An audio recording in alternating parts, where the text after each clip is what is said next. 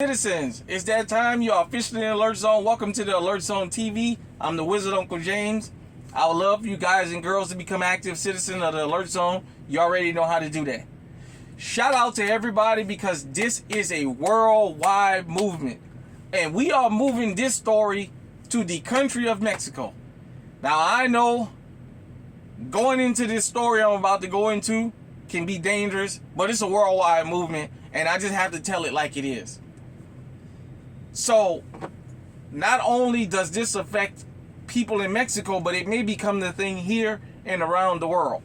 So, this is per ABC 7 Los Angeles. I came across this the other day by the AP. Mexico's Sinaloa Cartel conducted random searches of cell phones, sometimes with deadly consequences. Cell phone chats have become death sentences in the continuing bloody factual war inside Mexico's Sinaloa drug cartel. First off, for you guys who don't know, El Chapo and El Mayo, from my understanding, their factions are having a war in Sinaloa right now. Continue. Cartel gunmen stop youths on the street or in their cars and demand their phones. If they find a contact who's a member of a rival faction, a chat with a wrong word or a photo with the wrong person, the phone owner is dead. Then they'll go after everyone in that person's contact list, forming a potential chain of kidnapping, torture, and death. That has left residents of Culiacan, the capital of Sinaloa state, afraid to even leave home at night, much less visit towns a few miles away where many have weekend retreats. You can't go 5 minutes out of the city, not even in daylight, said Ismael Bajordes. I know I'm screwing his name up. A veteran journalist in Culiacan. Why? Because the narcos have set up roadblocks and they stop you and search through your cell phone,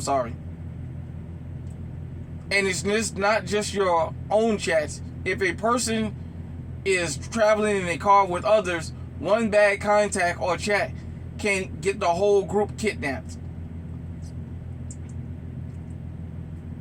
That's what happened to the son of a local news photographer. The 20-year-old was stopped with 2 other youths and something was found on one of their phones. All 3 disappeared. Calls were made and the photographer's son was finally released, but the other were never seen again. Residents of Culiacan had long been accustomed to a day or two of violence once in a while. The presence of the Sinaloa cartel is woven into everyday life there, and people knew to stay indoors when they saw convoys, double cab, pickups racing through the streets.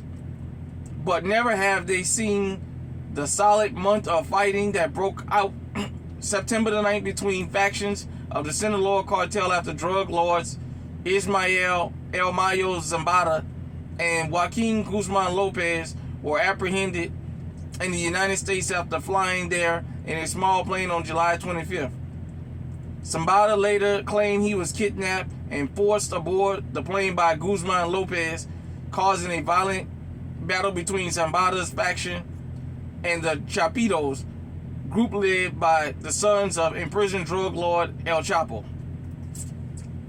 Residents of Culiacan are mourning their old lives when the wheels of the local economy were greased by cartel wealth, but civilians seldom suffered unless they cut off the wrong pickup truck in traffic.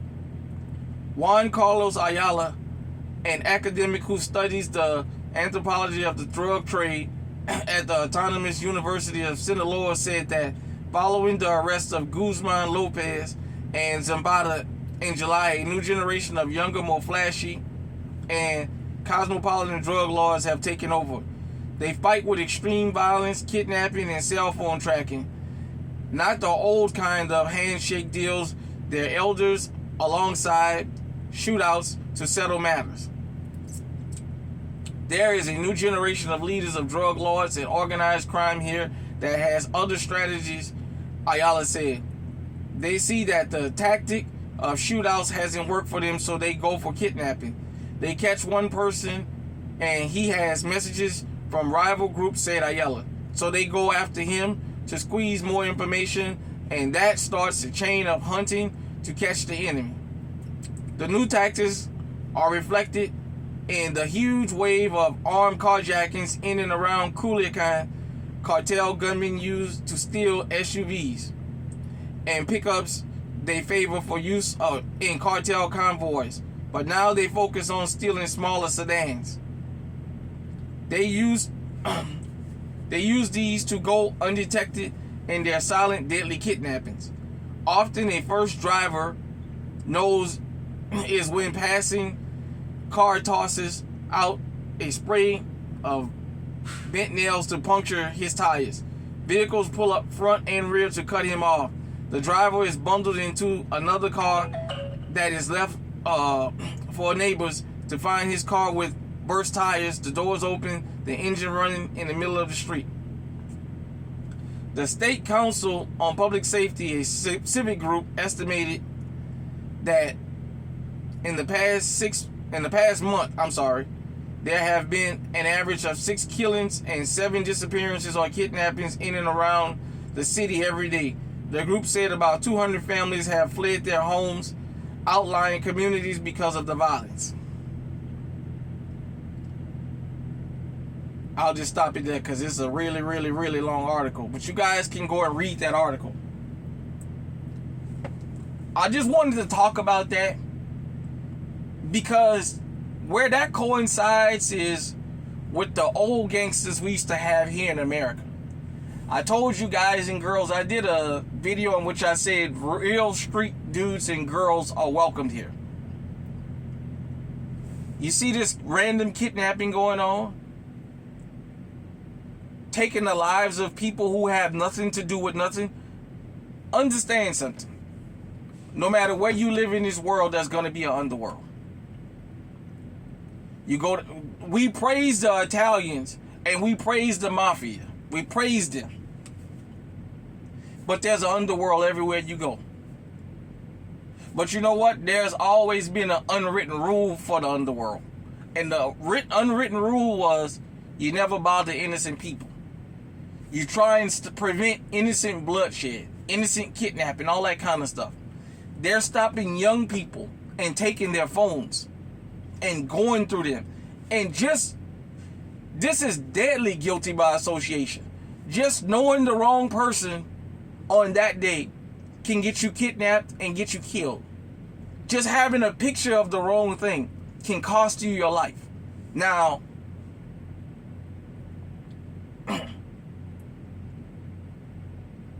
I know the rap that Mexico has as far as the drug cartels, the rap that Latin America has. But this is what happens when you let a bunch of hotheads and a bunch of wannabe gangsters take something over. People understand when the cartels was ran by El Chapo and Zapata and what have you. They were there. There's nothing you can do about them. But they spent money in the community. They went out of their ways to not antagonize innocent people. If you've never come from a real crime structured place in the world, you may not understand. Some of these guys and girls that we see as monsters, people see them as heroes where they come from. The Italian mobsters outside of the Sicilian community are seen as evil guys. But within their society, they're the necessary evil because they keep a lot of the peace. Before Pablo Escobar was taken off the planet, there was people from Medellin, where he's from, or wherever he's from down there in Colombia, that saw him as a hero because they seen all the good he did with his money. Everywhere wasn't affected with bloody violence. Now, Sinaloa is in a power vacuum, and there's an unnecessary fight over this. And now they're targeting innocent people. They're going after, imagine that. Your teenage kid walking down the street gets stopped by a bunch of gunmen for doing nothing more than walking up the street, and they yank the phone and see that he's friends with somebody that they consider to be a rival gang member. Or she. And they kidnapped him. And you never see him again. Just for knowing somebody. They don't have to be involved in anything. Just knowing somebody. This is a worldwide movement. Protect yourselves out here. Move accordingly. It can happen to any of us at any time. At any time. You guys know I've documented times where things have just happened out of the clear blue where I had to make a decision. Since Mexico is the second most watched country here, we have the second most viewership from the country of Mexico. I just thought that it was kind of important to talk about this, even though I know how some of those guys that's in that life feel about this being discussed. That could happen to me. I can be down there and have somebody pull up on me and go through my phone and say, hey, you friends with somebody, and I disappear. It can happen. Not just there. It can happen anywhere in the world, but I'm focusing just on there. So, shout out to my people that live in Sinaloa. If you from Sinaloa, even if you live in another part of Mexico, or another part of America, or you live in another part of the world, hit me up and let me know what's going on down there. Like I said, you guys know Mexico is somewhat of a second home to me. I'm starting to frequent it more and more. Knock on wood, I've never had an issue down there, and I hope that I never have an issue. I just wanted to bring this to awareness since we on down there. There may be people that's going to be traveling there that may not know what's going on. So, with that being said, hit me in the comment section. Let me know what you think. Until next time, stay safe, stay armed. Ain't did this in a while. Stay on high alert.